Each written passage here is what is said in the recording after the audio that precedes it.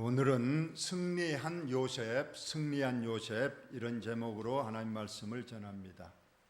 여기서 승리했다는 것은 무엇과 싸워서 이겼다는 뜻입니다. 그래서 오늘은 요셉이 무엇과 싸워서 이겼는가 그 관점에서 하나님 말씀을 전합니다. 고난이 있습니다. 국가도 고난이 있죠. 전쟁을 하는 나라도 있고 내란에 시달리는 나라도 있습니다. 또 홍수나 지진, 여러 가지 자연재해로 어려움을 겪는 국가도 있고 또 대형 사고가 발생해서 또 어려움을 겪고 있는 나라들도 있습니다. 개인도 마찬가지겠죠. 질병으로 어려움을 겪는 사람이 있습니다. 사도 바울도 육체에 가시를 달고 살았다. 그래서 그것 때문에 많은 어려움을 겪었다 기록하고 있습니다. 가정에 우환이 발생할 수도 있습니다. 또 가난으로 인해서 어려움을 겪는 가정도 있습니다. 또 사업 실패라든가 여러 가지 일들로 인해서 세상 사람들이나 하나님을 믿는 성도나 이러한 고난이 있습니다. 과연 이 고난을 하나님이 알고 계시는가? 혹시 하나님이 주시는 고난은 아니는가? 이런 생각을 우리가 합니다. 물론 그 고난의 원인은 두 가지로 볼 수 있습니다. 첫째는 죄의 징계입니다. 죄의 징계로 인해서 오는 고난입니다. 그것은 내가 당연히 받아야 되는 겁니다. 세상에서도 죄를 지으면 교도소에 가서 벌을 받습니다. 두 번째로는 내가 죄와 상관없이 고난이 오는 경우가 있습니다. 마치 우리 자녀들을 우리가 사랑의 매로 양육하는 것과 같은 그런 경우가 있습니다. 그래서 연단을 시켜서 축복하고 더 크게 쓰시려는 이러한 하나님의 사랑의 배와 같은 징계. 그래서 이러한 오늘 본문이 요셉이 여기에 해당됩니다. 또 우리가 잘 아는 욥도 자기 잘못보다는 하나님께서 욥의 믿음을 시험하기 위한 그런 고난도 오는 것을 우리가 봅니다. 과연 욥은 오늘 어떤 고난 그리고 그 고난에 어떻게 승리했는가 이 부분을 좀 보도록 하겠습니다. 먼저 요셉은 야곱의 11번째 아들입니다. 야곱은 12명의 아들을 낳았는데 요셉이 11번째 아들입니다. 그리고 17살에 참 어린 나이죠. 17살에 형들이 미워해서 그 형들이 노예 상인에게 팔아버렸어요. 은 20에 팔아버렸습니다. 왜 형들이 미워했느냐? 두 가지입니다. 첫째는 아버지가 지나치게 아버지 야곱이 위에 10명 형들보다 이 요셉을 좀 편애를 했던 것 같아요. 좋은 옷을 입히고 그를 항상 아버지 곁에 두어서 이것이 형들이 보기에는 미움으로 작용한 겁니다. 두 번째로는 이 요셉이 꿈 얘기를 한 것을 보고 결정적으로 미워했어요. 이 요셉이 꿈을 꿨는데 그 꿈 얘기를 자기만 알고 있는 것이 아니라 형들에게 말했어요. 형님들 들어보세요. 내가 어젯밤에 꿈을 꿨는데 형님들의 그 형님들을 표시하는 곡식단 10개하고 나를 표시한 곡식단 1개가 있는데 형님들의 곡식단 10개가 나를 삥 둘러서 서더니 나에게 엎드려 절을 하는 꿈을 꿨습니다. 이거 좋아하겠습니까 형님들이? 아니 너가 동생인데 우리가 왜 너에게 절을 한단 말이냐. 그럼 미워했어요. 또 두 번째 또 꿈을 얘기를 합니다. 어젯밤에는 또 다른 꿈을 꿨어요 형님. 어제는 하늘에 별들이 있는데 형님들의 별들도 있고 나의 별도 있는데 별들뿐만 아니고 해와 달 형님들을 표시하는 10개의 별들이 나의 별에게 막 절을 하더라는 거예요. 그래서 형들이 더 성질을 냅니다. 이번에는 우리뿐만 아니고 해와 달이니까 아버지 어머니까지 너에게 절을 한단 말이냐 하면서 미워했습니다. 그래서 처음에는 죽이려고 했어요. 그냥 우물에 빠뜨려서 죽이려고 우물에 빠뜨려 놨어요. 그런데 유다 형님이 그러지 말고 동생인데 죽일 필요까지가 있느냐, 차라리 저 노예 상인들에게 팔아버리자 해서 지나가는 노예 상인에게 은 20개를 받고 팔았습니다. 그리고 돌아와서는 아버지에게 짐승에게 찢겨 죽인 것 같다고 그 요셉의 옷에 염소피를 묻혀서 아버지 야곱에게 보여주고, 그래서 야곱이 슬피 웁니다. 아들이 이제 죽었구나. 애굽으로 팔려간 요셉은 어떻게 됐는가? 여기 보니까 보디발 집의 노예로 팔려갔습니다. 이 보디발이 성경에 보니까 애굽의 제1인자 바로의 경호실장입니다. 그래서 바로의 경호실장 높은 지에 있는 이 보디발 집의 노예로 팔려갔습니다. 그래서 처음에는 문제가 없었어요. 가서 일을 잘했기 때문에 신임을 받고 오히려 그 집의 노예들의 총무가 되는 그런 일도 있었습니다. 그런데 문제는 오래가지 않았어요. 이 보디발의 아내가 참 젊고 잘생긴 이 요셉을 보더니 마음에 성적 흑심을 품고 이제 요셉을 유혹을 했습니다. 그러자 이 보디발 요셉은 당연히 거절했습니다. 그런데 이걸로 인해서 이 보디발 아내가 모함함으로 오히려 이제 자기 뜻을 이루지 못하니까 그냥 나중에는 옷을 잡고 강제로 이제 유혹을 하니까 요셉이 옷도 벗어버리고 도망을 갑니다. 그러자 이 보디발 아내가 그 옷을 들고 이제 남편에게 고자질합니다. 저 노예 요셉이 나를 겁탈하려고 해서 이렇게 증거가 있다. 옷을 벗어놓고 도망쳤다. 이렇게 해서 모함해서 결국 요셉은 보디발의 집에서도 쫓겨나서 이제 감옥에 갇혔습니다.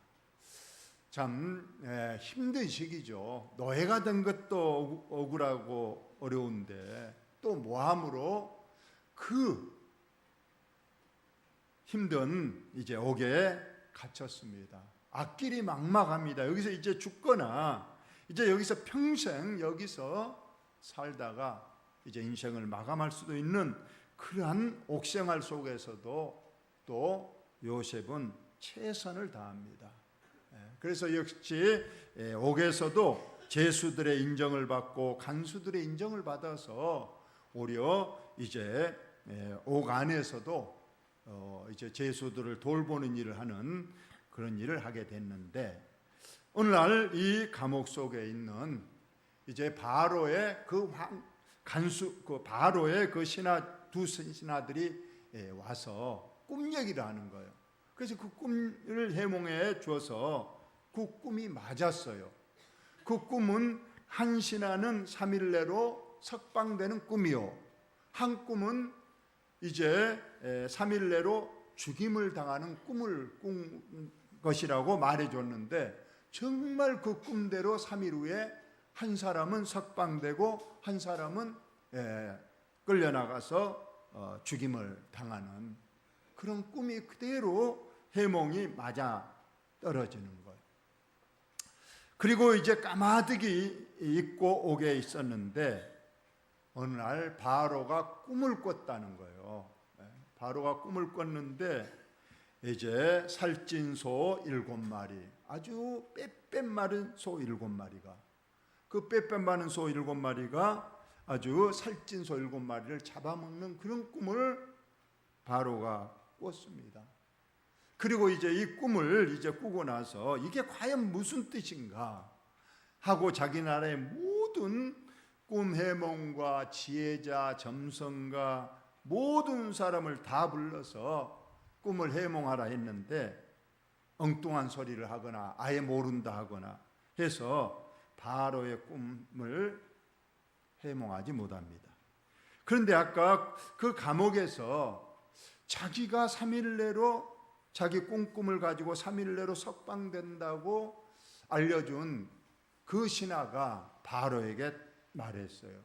내가 감옥에 있었는데 그 죄수 중에 이 청년 하나가 꿈 해몽을 잘하더이다.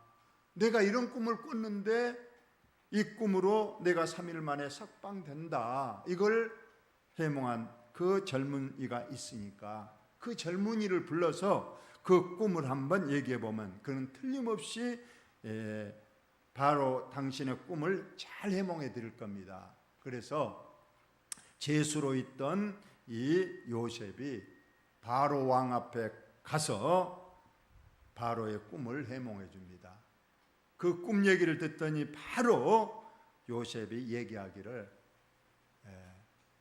살찐소 7마리는 앞으로 7년 동안 이 나라가 아주 풍년이 드는 꿈입니다. 그런데 곧 나타난 7마리의 빼빼 마른 소들이 이 살찐소를 잡아먹는 그 꿈은 바로 이제 7년의 풍년이 끝나면 7년 흉년이 계속된다는 뜻입니다.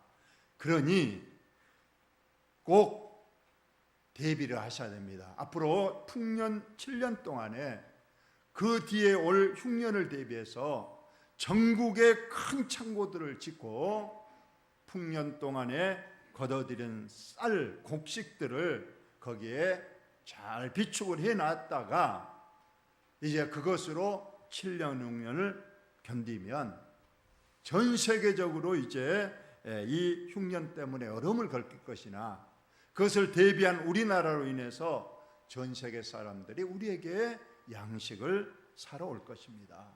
이렇게 꿈 해몽을 해주니까 바로가 무릎을 치면서 정말 탁월한 꿈이다. 그건 틀림없는 꿈이다. 해서 바로 그 자리에서 이제 요셉을 국무총리로 세웁니다. 이 꿈을 알게 한 사람은 신이다. 그러니 이 7년 풍년, 7년 흉년에 대비할 가장 적임자는 바로 너다. 이때 요셉이 30살이었습니다. 바로 국무총리로 임명을 받게 되는 참으로 파란만장한 삶이자 아주 전화위복, 아주 그런 생을 산 사람이 바로 요셉입니다. 그러나 여러분, 이 모든 야곱의 일생 이면에 여러분은 우리는 알고 있습니다. 이 일을 하게 하신 분은 누구십니까? 바로 하나님이 하셨다는 거예요. 그래서 오늘 이러한 말씀을 보면서 오늘 또 본문 말씀에 나중에 형님들의 처음에는 형님들이 그 흉년에 양식을 사러 왔잖아요. 그래서 처음에는 요셉은 바로 알아봤어요. 저들이 지금 팔레스타인 이스라엘 나라에서 지금 온 내 형이 나를 판 형이구나. 그걸 알았어요. 그러지만 모른 척하고 여러 가지 시험을 하고 그러다가 결국은 오늘 45장에서 자기의 신분을 드러내고 형님들 앞에서 막 통곡을 하고 옵니다. 형님들, 내가 바로 당신들이 팔았던 그 요셉입니다. 아마 형님들이 거기서 까무러쳤을 거예요. 아니, 우리가 지금 13년 전에 분명히 죽이려고 했는데 차마 죽이지 못하고 노예로 팔아버려서 지금 어딘가에 노예로 살다가 죽었거나 아니면 노예로 지금 살고 있어야 될 그 동생이 아니 다른 사람도 아니고 전 세계를 우리가 호령하는 애굽에 당시에 전 세계의 중심 국가 강대국은 애굽에 뭐 높은 사람 정도가 아니라 아예 임금 밑에 2인자 국무총리가 돼 있다고는 꿈엔들 생각했겠습니까? 그런데 이렇게 요셉이 형님들 앞에서 눈물을 흘리면서 내가 바로 요셉입니다, 당신들이 팔았던 요셉입니다 하고 눈물을 흘리면서 하는 말이 있습니다. 당신들이 나를 이곳에 팔았다고 해서 근심하지 마소서, 한탄하지 마소서. 하나님이 생명을 구원하시려고 나를 당신들보다 먼저 보내셨나이다. 그런즉 나를 이리로 보낸 이는 당신들이 아니요 하나님이시라. 하나님이 나를 바로에게 아버지로 삼으시고 그 온 집의 주로 삼으시며 애굽 온 땅의 통치자로 삼으셨나이다. 형님들이 나를 팔았다고 마음의 양심의 가책을 느끼거나 근심하지 마소서. 나를 이리로 보낸 것은 하나님이시다. 하나님이 당신들의 손을 빌어서 나를 이곳으로 보내려고 한 것이지 절대로 당신들 그것 때문에 근심하지 마셔서 하면서 모든 것이 하나님이 하셨다고 요셉은 하나님 앞에 고백을 했습니다. 그렇습니다. 하나님께서 요셉을 국무총리를 하게 하고, 그래서 앞으로 이제 이 애굽 땅으로 요셉의 일가족을 데려와서 여기에서 400년 동안 이스라엘 백성들을 많이 확장시키고 인구를 많이 증대해서 다시 하나님의 땅 가나안으로 데려가라고 하는 원대한 하나님의 뜻과 계획이 있었는데 첫 시작으로 요셉을 먼저 애굽으로 보냈다. 우리가 모내기를 하려면 먼저 집에서 모판을 길러야 되는 거예요. 모판을 잘 길렀다가 이제 논으로 가져가서 심으면 거기에서 무럭무럭 자라서 곡식이 잘 된 것처럼 하나님께서는 가나안 땅이 이 하나님의 백성들을 증대시키기에는 너무 여러 가지 여건이 안 맞아서 그들을 모판처럼 키우기 위해서 이제 애굽으로 불러서 거기에서 이제 어느 정도 잘 자라게 한 이후에 논으로 모판을 내서 심은 것처럼 다시 이제 가나안 땅으로 데려가서 거기에서 영원토록 살게 하신다는 그 계획을 하나님께서 가지고 계셨던 겁니다. 시편 105편 17절로 19절 한번 다 같이 읽어보겠습니다. 시작. 그가 한 사람을 앞서 보내셨으며 요셉이 종으로 팔렸도다. 그의 발은 착고를 차고 그의 몸은 쇠사슬에 매었으니 곧 여호와의 말씀이 응할 때까지라. 그의 말씀이 그를 단련하였도다. 하나님께서 제일 먼저 이제 애굽으로 요셉을 불러들이고, 비록 그가 애굽에서 어려움을 겪고 발에 착고와 쇠사슬에 묶여서 살았지만은 결국은 그것은 하나님께서 그를 단련시키려고, 그를 훈련시켜서 크게 쓰시려고 하는 하나님의 놀라운 계획이 있었다. 그래서 요셉은 그 뜻을 알았다는 거예요. 왜 알았느냐? 이미 아까 형님들에게 말해준 내가 어렸을 때 꾼 꿈이 늘 그에게 생각이 났습니다. 하나님이 나를 크게 쓰시려고 형님들조차 내 앞에 절을 하고, 심지어 내 아버지 어머니조차도 나에게 절을 하는 그런 나를 존귀한 자로 세우실 그 하나님의 꿈이 내게 보여줬으니 언젠가는 그 꿈이 이루어질 것이다. 지금은 당장은 나를 훈련시키고 연단시키지만은 하나님의 뜻은 변함이 없고 하나님은 반드시 이룬다는 걸 알았기 때문에 그는 감옥 속에서 노예 생활에서도 그 어려움을 참았던 겁니다. 오늘 요셉이 승리한 첫 번째 바로 원망과 불평에 대해서 싸워 이겼다. 여러분, 지금 요셉은 생각하면 할수록 분통 터지는 일 아니겠습니까? 내가 뭘 잘못했다고 형님들이 나를 죽이려 하다가 안 되니까 팔아서 내가 이곳까지 와서 노예로 얼마나 억울하겠어요. 그의 마음속에 우리 보통 사람 같으면 이 집에서 어떻게든 내가 탈출해서 내가 복수하겠다, 그 마음을 가졌을 거예요.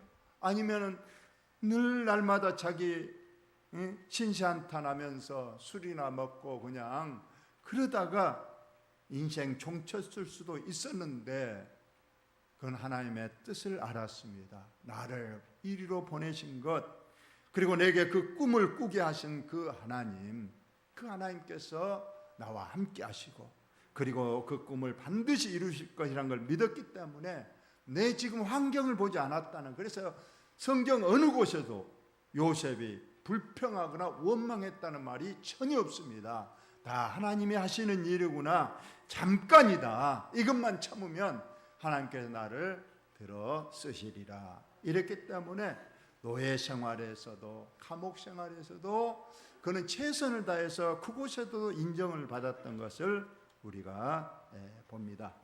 사랑하는 성도 여러분, 지금의 환경을 보지 마시고 하나님을 보시고 하나님의 뜻을 보시고 천국의 소망을 가지고 복되게 사시는 저와 여러분 꼭 되시기를 예수님의 이름으로 축원합니다. 두 번째로 우리는 성적 유혹으로부터 싸워 승리한 요셉입니다. 아까 보디발의 아내, 실상 요셉도 젊습니다. 어쩌면은 보디발의 아내가 유혹했을 때 우리 보통 사람 같으면 이게 웬 떡이냐 하면서 이로 통해서 내가 한몫 챙길 수도 있다, 이렇게 생각하고 이 일에 끌려 들어갈 수도 있었는데 요셉은 그러지 않았다는 거예요. 그는 그렇게 보디발 아내에게 말했어요. 당신의 남편 보디발이 내게 모든 걸 다 맡겼는데 딱 하나 안 맡긴 것, 바로 그 보디발의 아내 당신만을 내게 맡기지 않았는데, 그러면서 하나님과 나를 인정한 보디발에게 어찌 죄를 범하리요 하면서 가감하게 뿌리치고 그 자리에서 끌려 나왔습니다. 어쩌면 이것도 하나님께서 믿음의 시험을 한 거예요. 어떻게 하는가 보자. 우리가 욥을 왜 시험했습니까? 사탄이 자꾸 그 욥의 믿음이 가짜다, 자꾸 하나님이 도와주고 지켜주고 축복해 주니까 그가 믿음 있는 체 하지, 그거 없애 봐라, 그러면 하나님을 믿겠느냐. 그래서 하나님께서는 욥을 인정했기 때문에 사탄에게 믿음의 시험을 해보라고 허용하지 않아요. 근데 그 믿음의 시험에서 욥이 승리합니다. 다 가져가도 주시니도 하나님, 가져가시니도 하나님, 복도 받았으니 화도 왜 받지 않겠느냐 하면서 그 입으로 하나님 앞에 범죄하지 아니하였더라고 했습니다. 믿음의 시험을 통과한 거예요. 아브라함에게도 말했잖아요. 백시 얻은 아들 한번 바쳐봐라. 꼭 그 아들을 죽임을 보려고 하는 하나님이 아니시잖아요. 정말 바칠 수 있는 믿음까지 가는가, 그걸 보려고 하나님께서는 아브라함에게 그 아들도 한번 바쳐봐라 했던 겁니다. 그래서 아브라함도 승리했잖아요. 오늘 요셉도 하나님께서 어떤 사탄을 통해서 보디발의 아내를 통해서 유혹을 한 거예요. 과연 어떻게 하는가? 역시 요셉은 믿음의 사람이었습니다. 그 성적 유혹에도 가감하게 뿌리치고 승리했습니다. 오늘날 많은 이 성적 범죄로 인해서 어려움을 당한 사람, 늘 말했잖아요. 박원순 그 좋은 서울시장 자리, 부산시장 이름이 누군가도 생각이 잘 안 나네. 또 충청도지사 그 좋은 자리들을 그 한갓 그 성적 그 유혹을 이기지 못해서 참 그런 일들을 또 당하는 걸 볼 때에 우리에게 큰 교훈이 됩니다. 부디 우리 사랑하는 성도님들, 이성의 유혹에 항상 조심하시고 우리가 늘 하나님 앞에 정결함으로 우리가 가정을 지키고 하나님 앞에 승리하고 하나님께 영광을 돌리시는 저와 여러분 다 되시기를 예수님의 이름으로 축원을 드립니다. 마지막으로 요셉은 국무총리가 되고 나서도 교만의 유혹에도 승리했습니다. 국무총리가 이제 됐습니다. 모든 걸 다 할 수 있습니다. 그럼 얼마나 교만해지기 싫습니까? 가장 먼저는 내 형님들 복수하고 싶고, 그 보디발의 아내 왜 내게 그 억울한 누명을 씌워서 나를 지옥 감옥으로 보냈느냐, 그에게 벌을 줄 법도 한데 전혀 그런 것 다 하나님께서 내게 믿음의 시험을 하려고 한 것이니 다 하나님이 하신 일이다 생각하고, 전혀 그런 것에 어떤 자기의 권위를 내세워서 뜻을 이루는 데는 전혀 관심을 보이지 않았습니다. 오히려 최선을 다해서 하나님 주신 사명을 잘 감당했던 것을 우리가 봅니다. 우리가 몇 가지 말씀을 우리가 한번 보겠습니다. 고린도후서 1장 8절에 보면, 형제들아 우리가 아시아에서 당한 환난을 너희가 모르기를 원하지 아니하노니 힘에 겹도록 심한 고난을 당하여 살 소망까지 끊어지고, 우리가 지금 수요일 밤마다 사도행전을 공부하고 있습니다. 지금 1차 전도행이 끝난 데까지 했습니다. 1차 전도행 한 가지만 끝났는데 가는 곳마다 얼마나 박해를 받았습니까? 어떤 때는 돌에 맞아서 죽었다고 했습니다. 죽은 줄 알고 질질 끌어다가 절벽 아래서 골짜기로 던져버렸다고 했어요. 다 죽었다고 생각했어요. 그래서 그래도 그 믿음의 형제들이 다음 날 그 골짜기 찾아가서 장례라도 치러주려고 가봤더니, 가서 삥 둘러서 그 널브러져 있는 사도 바울을 가운데 놓고 쭉 둘러서서 기도하고 있을 때에 사도 바울이 꿈틀거리면서 일어나는 거예요. 여기 보니까 그때 내가 얼마나 힘에 겹도록 심한 고난을 당하여 살 소망까지 다 끊어져 버릴 때가 한두 번이 아니었다는 거예요. 배가 파손돼서 몇 주야를 그 흑암 속에 파도 속에서 판잣대기 하나 붙들고 포류할 적도 많았었고, 매도 많이 맞고 감옥에 많이 갇히고 추위와 더위, 강도, 홍수, 말할 것도 없는 그러한 온갖 고난을 많이 받았는데 하나님은 그걸 몰랐습니까? 다 알고 계셨어요. 그런데 오늘 사도 바울이 이렇게 고백합니다. 우리 다 같이 읽어봅시다. 시작. 우리는 우리 자신이 사형 선고를 받은 줄 알았으니 이는 우리로 자기를 의지하지 말고 오직 죽은 자를 다시 살리시는 하나님만 의지하게 하심이라. 아멘입니다. 그렇게 한 것은 그 고생하라고 한 것이 아니고, 그런 환경에 처하니까 오로지 하나님께만 의지하는 거야. 하나님. 우리가 너무 물질의 축복을 받으니까 하나님을 의지하는 그 믿음이 많이 약해졌습니다. 그래서 아파도 옛날엔 기도하고 목사님 앞에 찾아오고 그랬는데, 지금은 그냥 택시 타고 병원 가기에 바쁘고 119 불러서 그냥 가고 좋은 약 먹고 자꾸 그 생각만 합니다. 또 어떤 여러 가지 어려움이 있어도 하나님 앞에 기도하기보다는 돈이 있으니까 필요한 거 다 사고, 그래서 우리가 오늘 하나님께서 오늘 사도 바울에게 그 어려운 것을 준 것은 심지어 사형 선고를 내린 것처럼 더 이상 살 소망이 없을 정도의 극한 어려움 속에 갔을 때, 이제는 죽었구나, 이제 하나님 알아서 하십시오. 내가 여기서 죽으면 천국 갈 것이고 살려주시면 내 사명 하겠습니다. 하나님만 의지하고 하나님 나라의 소망만 가지고 사는 그런 믿음, 지금도 저와 여러분이 이러한 믿음이 꼭 필요한 줄로 여러분 믿으시기 바랍니다. 하나님을 의지하는 그 믿음이 약해지면 안 돼요. 돈이 있어도 우리가 돈으로 해결 못하는 일들이 얼마나 많습니까?